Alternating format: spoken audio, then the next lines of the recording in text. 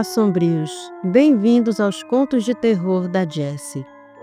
Desde já, peço que deixe seu like, compartilhe o vídeo e se inscreva se não é um inscrito. Deseja ajudar o canal? Clica no botão de valeu e contribua com qualquer valor, ou seja membro do canal. Acesse o link na descrição do vídeo e veja qual categoria é mais confortável para você e faça sua inscrição. Sem mais delongas, vamos pro conto. Operação Lua de Sangue, por Luciene Cordeiro, parte 5. Os debates cessaram e a decisão foi firmada com o peso de uma aposta de vida ou morte. Rafael e sua equipe teriam mais uma chance para provar seu valor, enfrentando o maior desafio de suas existências. A convicção de Alice Vieira era inabalável, e sua presença no centro da sala emanava autoridade. O silêncio que se seguiu às suas palavras era denso, como se os próprios generais estivessem absorvendo o impacto de sua determinação. Rafael, de pé em um canto da sala, observava Alice com uma mistura de respeito e cautela. A mulher era conhecida por sua abordagem implacável e sua capacidade de tomar decisões difíceis sem hesitar. Nomeada como supervisora direta de sua unidade, Alice sabia que sua posição era controversa dentro do comando. Mas ela não estava ali para ser popular, estava ali para vencer. Precisamos ser pragmáticos, declarou Alice, sua voz firme cortando o silêncio como uma lâmina. Ela olhou diretamente para os oficiais à sua frente, seus olhos transparecendo uma convicção que não admitia contestações. Nossa única chance de sobrevivência está nas mãos de Rafael e sua equipe. Ele não é apenas uma arma, é a chave para a nossa vitória. Sem esperar por resposta, Alice caminhou até o planejador holográfico no centro da sala, onde o mapa tridimensional do território piscava com pontos de calor, representando as movimentações dos Filhos da Noite. Com gestos precisos, ela ampliou áreas específicas, destacando possíveis rotas de ataque e vulnerabilidades. Aqui, disse ela, apontando para uma região montanhosa marcada em vermelho. Esta é a base principal deles, de acordo com a nossa última informação de inteligência. É onde acreditamos que Victor esteja concentrando suas forças. É também o ponto mais difícil de infiltrar, mas é lá que precisamos agir. Os generais se inclinaram para a frente, analisando as projeções. Murmúrios começaram a se espalhar pela sala, enquanto alguns trocavam olhares preocupados. A gravidade do plano era clara. Isso é suicídio, murmurou o general Mendonça, cruzando os braços. Mandar Rafael e sua equipe para lá sem suporte total? Estaremos sacrificando nossa melhor chance de vitória. Não se trata de sacrifício, general, rebateu Alice, virando-se para encará-lo diretamente. Trata-se de estratégia. Precisamos desestabilizar os Filhos da Noite antes que eles tenham a oportunidade de expandir suas operações. Se não agirmos agora, perderemos o controle da situação. Os olhos de Alice passearam pela sala, capturando a atenção de todos os presentes. Rafael e sua equipe são nossa melhor arma contra essa ameaça. Mas para isso precisamos acreditar neles, dar-lhes os recursos necessários e confiar que cumprirão o que foi designado. O silêncio que se seguiu era denso. Os generais, embora relutantes, começaram a murmurar em concordância. As expressões sombrias refletiam a compreensão de que não havia alternativas fáceis. Rafael, ainda quieto, observava a cena. Ele reconhecia a determinação nos olhos de Alice e sentia o peso da responsabilidade que ela agora colocava sobre seus ombros. Quando os olhares deles se cruzaram, ele fez um leve aceno, uma promessa silenciosa de que não falharia. Alice, por sua vez, desviou o olhar para o holograma novamente e concluiu: a missão será árdua, e sim, haverá riscos, mas é um risco que precisamos correr.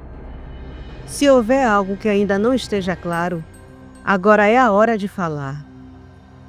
Ninguém respondeu. A decisão estava tomada, e o futuro da guerra mais uma vez recaía sobre Rafael e sua equipe.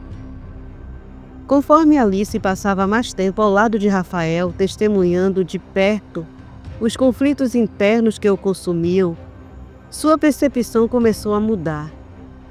Cada transformação e cada missão eram um testemunho da complexa dualidade que Rafael carregava, oscilando entre a humanidade e o monstro que habitava dentro dele.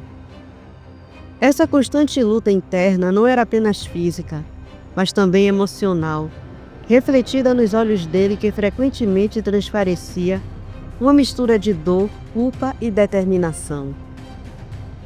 Alice, que sempre fora uma líder fria e calculista, acostumada a ver seus subordinados como peças estratégicas em um tabuleiro, começou a notar algo diferente ao observar Rafael em ação. Ele hesitava nos momentos cruciais, não por incerteza sobre suas habilidades, mas por causa do peso de suas escolhas. Cada movimento carregava a tentativa de equilibrar a eficácia da missão com o desejo de minimizar danos colaterais. Essa luta para manter o controle em meio ao caos começou a ressoar dentro dela. Enquanto revisava relatórios ou acompanhava as operações, Alice se pegava refletindo sobre as próprias decisões. Ela, que sempre priorizara o cumprimento da missão acima de tudo, começou a questionar se sua abordagem impessoal era realmente o caminho certo. A humanidade que Rafael lutava tanto para preservar, mesmo em meio à escuridão, era algo que ela havia há muito tempo relegado como irrelevante para o sucesso. Certa noite, após uma missão particularmente brutal, Alice encontrou Rafael sozinho, sentado em um canto do acampamento improvisado, encarando o horizonte com um olhar vazio. Ela se aproximou hesitante e sentou-se ao lado dele. Difícil apagar certas imagens, não é? Ela perguntou, sua voz mais suave do que pretendia. Rafael suspirou sem desviar o olhar. Não é só apagar, é carregar, respondeu ele. Carregar e continuar andando, mesmo quando parece que isso vai te esmagar. O silêncio que se seguiu foi pesado, mas não desconfortável. Pela primeira vez, Alice percebeu que havia algo que separava Rafael de outros soldados. Não era apenas a maldição que ele carregava ou sua força sobre-humana. Era a sua capacidade de sentir, de se importar, mesmo quando isso destruía por dentro. A partir daquele momento, Alice começou a mudar. Ela ainda era firme e pragmática, mas as interações com Rafael plantaram uma semente de empatia em seu coração. Pela primeira vez, ela começou a considerar que, talvez, a guerra contra os Filhos da Noite não fosse apenas uma questão de força bruta ou estratégias infalíveis. Talvez a verdadeira vitória estivesse em encontrar uma forma de preservar a humanidade que restava, tanto nos outros quanto em si mesma. Enquanto isso, Vitor, o autoproclamado profeta, aprofundava seus planos nas sombras. Mais do que um líder carismático dos Filhos da Noite, ele era um estudioso obsessivo das antigas maldições e do sobrenatural. Desde a juventude, Vitor havia sido consumido por uma curiosidade incansável. que o levou a descobrir textos proibidos ocultos em bibliotecas esquecidas e criptas abandonadas. Esses manuscritos ancestrais narravam em detalhes sombrios a origem da maldição dos lobisomens. O que começou com um fascínio logo se transformou em uma fixação. Para Vitor, aquelas palavras eram mais do que registros históricos, eram instruções. Ele passou anos decifrando rituais, estudando linhagens e conectando eventos históricos ao sobrenatural, até desenvolver uma crença inabalável de que poderia dominar aquele poder antigo e moldar o mundo à sua própria imagem. Vitor via os lobisomens não como aberrações ou vítimas, mas como ferramentas divinas de destruição e renovação.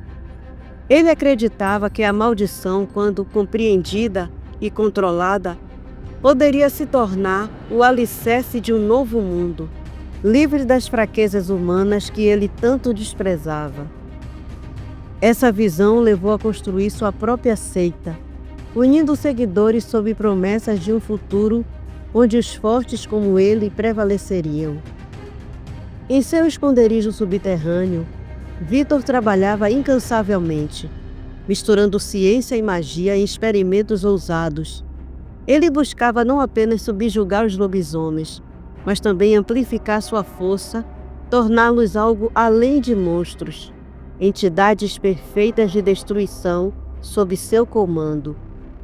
Enquanto os filhos da noite viam Vitor como um profeta iluminado, ele se via como algo maior, um arquiteto do caos, destinado a erradicar o velho mundo e erguer um novo. Seu objetivo final, no entanto, ia além do domínio sobre os lobisomens. Ele pretendia encontrar a origem da maldição e usá-la para transcender sua própria humanidade, tornando-se uma entidade imortal e imparável. Cada passo que Vitor dava aproximava-se desse objetivo, mas também despertava forças ancestrais que talvez ele não pudesse controlar. O profeta, em sua ambição desenfreada, ignorava os avisos contidos nos textos que tanto estudara. Aquele que busca a fonte deve estar preparado para enfrentar sua própria ruína. Para ele, essas palavras eram apenas um desafio a ser superado. Nas profundezas sombrias de seu refúgio, envolto em penumbra e ecos de dor, Vitor conduzia experimentos macabros que desafiavam os limites da ciência e da ética. Ali ele buscava recriar o que chamava de a essência primordial da besta. Sua ambição não se limitava a meros avanços tecnológicos. Ele desejava alcançar algo além, algo transcendente. Rafael era o centro de sua obsessão. Ao contrário dos soldados modificados geneticamente que ele havia criado, Rafael carregava a verdadeira maldição, uma conexão com algo ancestral, indomável e puro. Vitor estava convencido de que se pudesse decifrar os segredos de Rafael e controlar aquele poder, seus filhos da noite se tornariam invencíveis, capazes de desafiar e derrubar qualquer governo ou sistema que ousasse se opor a eles. Os gritos dos prisioneiros submetidos a horrores inimagináveis ecoavam pelos corredores lúgubres do refúgio, misturando-se aos cânticos graves e perturbadores de Vitor. Ele supervisionava cada detalhe com uma atenção quase religiosa, observando os corpos retorcidos e anotando os resultados em um diário desgastado. Para ele, cada falha era apenas mais um passo em direção ao sucesso. Em sua mente distorcida, os prisioneiros não eram vítimas, mas sacrifícios necessários para o nascimento de uma nova era. Ele acreditava que suas ações, por mais cruéis que fossem, serviam a um propósito maior. À luz trêmula de seu laboratório improvisado, Vitor murmurava preces antigas, extraídas de textos proibidos na esperança de desbloquear o potencial máximo da besta interior. Enquanto isso, seus seguidores observavam em silêncio reverente, fascinados e aterrorizados pelo fanatismo do profeta. Eles acreditavam cegamente que Vitor era o escolhido, o único capaz de guiar a humanidade para uma nova era de supremacia e poder. No entanto, nos momentos mais silenciosos de suas meditações, uma dúvida oculta pairava sobre ele. A força que ele buscava domar era verdadeiramente controlável? Ou, como alertavam os textos antigos, aquele que tentasse dominar a essência primordial acabaria consumido por ela? Para Vitor não havia espaço para hesitação. Ele estava disposto a arriscar tudo, até mesmo sua própria alma, para moldar o mundo segundo sua visão. Após a última missão, Rafael foi trazido de volta à base para avaliação. As perdas civis haviam abalado profundamente sua já frágil psique. No ambiente estéril e claustrofóbico da base, ele era submetido a uma série de exames físicos e psicológicos, que mal arranhavam a superfície de sua dor. As noites eram intermináveis, preenchidas por pesadelos vívidos com os rostos dos inocentes que haviam perecido. O peso do que ele havia feito o consumia, tornando a linha entre sua humanidade e a besta dentro dele cada vez mais indistinta. No entanto, sob a supervisão implacável de Alice, o tempo para lamentações era curto. Determinada a focar nos objetivos estratégicos, ela rapidamente reposicionou Rafael para sua nova missão: interceptar uma carga de armas biológicas que os rebeldes planejavam liberar em Brasília. Na sala de operações, Alice delineava os detalhes da operação com sua costumeira precisão, o brilho das telas holográficas iluminando seu rosto sério, enquanto ela apontava para os pontos críticos do mapa exibido. Sua voz era firme, carregada de autoridade e urgência. Rafael, você vai liderar a investida.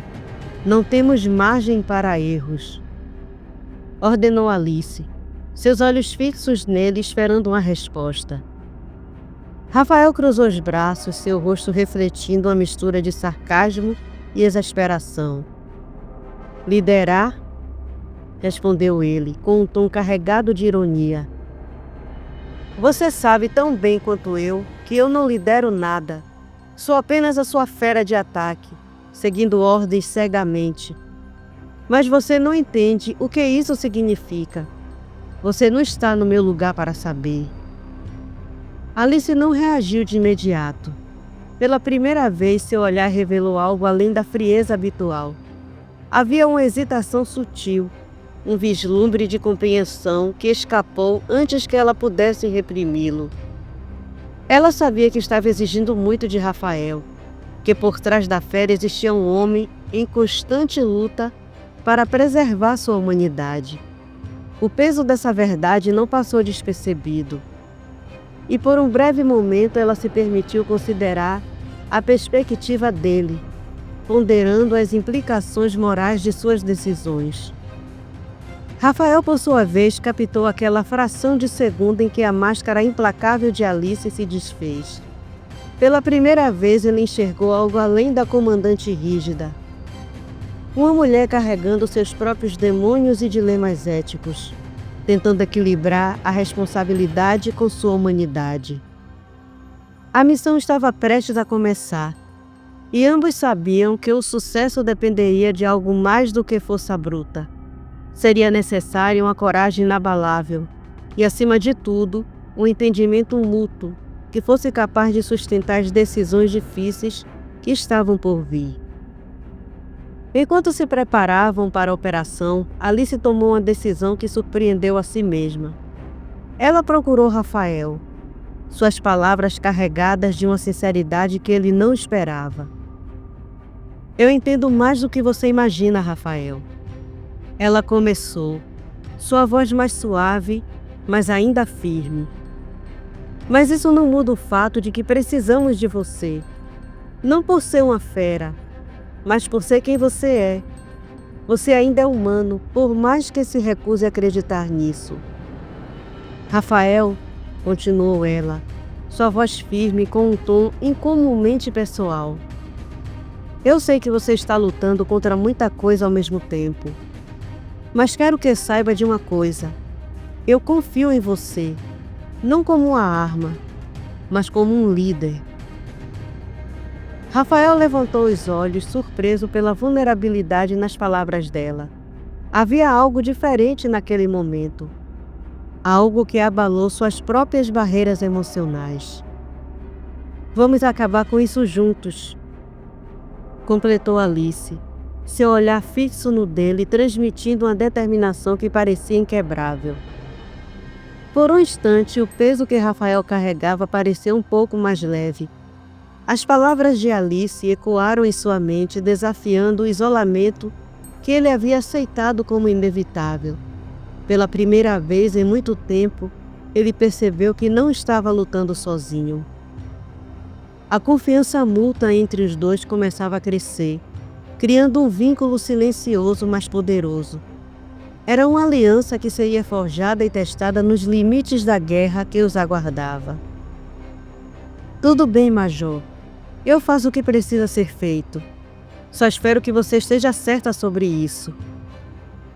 Alice assentiu, retomando seu tom profissional. Prepare-se, Rafael. Partiremos ao amanhecer. Enquanto ela saía da sala, Rafael ficou para trás, encarando o mapa holográfico. Em sua mente, as vozes dos inocentes que ele não conseguiu salvar ainda ecoavam, mas agora eram acompanhadas por outra voz, a de Alice, desafiando-o a se lembrar de sua humanidade.